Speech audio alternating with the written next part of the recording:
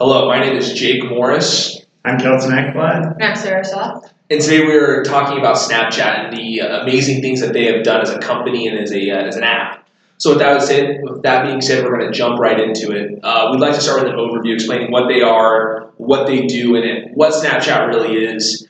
And what Snapchat really is a mobile app that you can take a photo of yourself, send it to anyone you want, friends, non-friends, your crazy aunt, and they get to see a video of it, and it'll last no more than 10 seconds. You get to choose, you can throw a filter on it, you can put a geotag on it, or just do whatever you want with it. And what that does is it'll delete the photo after it's viewed, and so the photo is technically gone forever.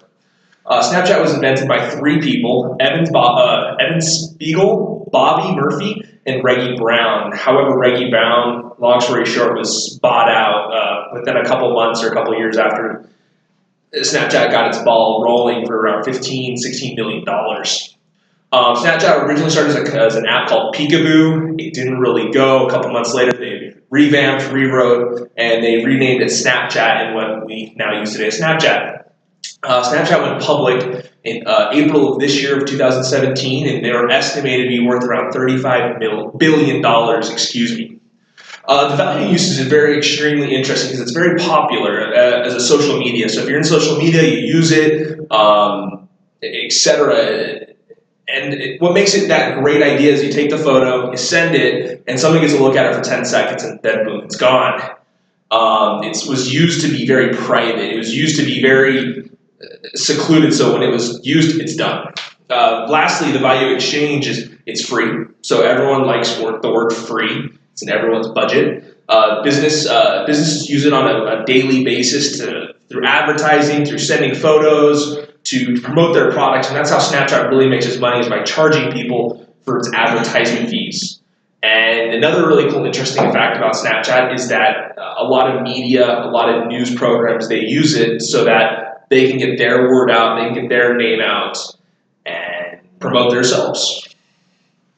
Right, so their value and distribution is relatively high just because they are on the two biggest app stores that I know of. They're not on the Windows App Store, but they do have 150 million daily users across the world. And North America is definitely their biggest user, has most of their users with 40%. Their value and fitness is one of their worst values just because they don't have much room left for innovation. Even though they continually update their filters and their features, their growth is rapidly declining because of copycats.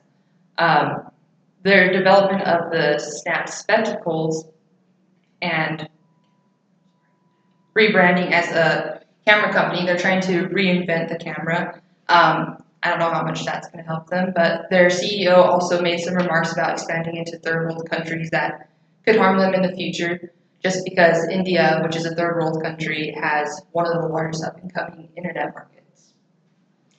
Yeah, and as far as financial success, it's really interesting because Snapchat had such great growth at the beginning, and as far as revenue went, it increased over 600% from 2015 to 2016.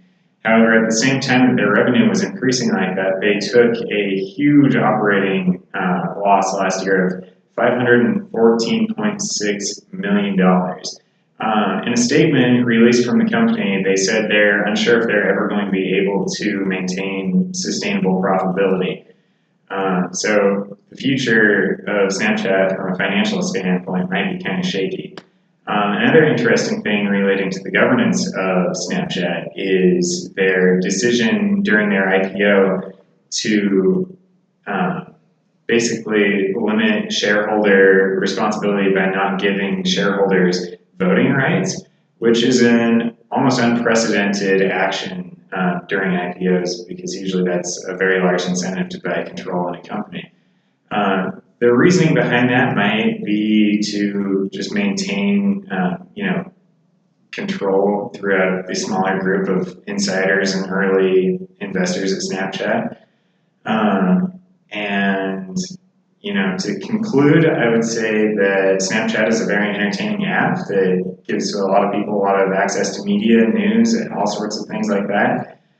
It's got a fantastic value in use, exchange, and distribution. However, it lacks value in finance and fitness, which could be detrimental. And the future of the company is a little shaky because of its fitness and financial health. A business can't, maintain operations while it's losing that much money. Anyway, I think that's it. Do you guys have anything else to add? All right. Thank you, guys.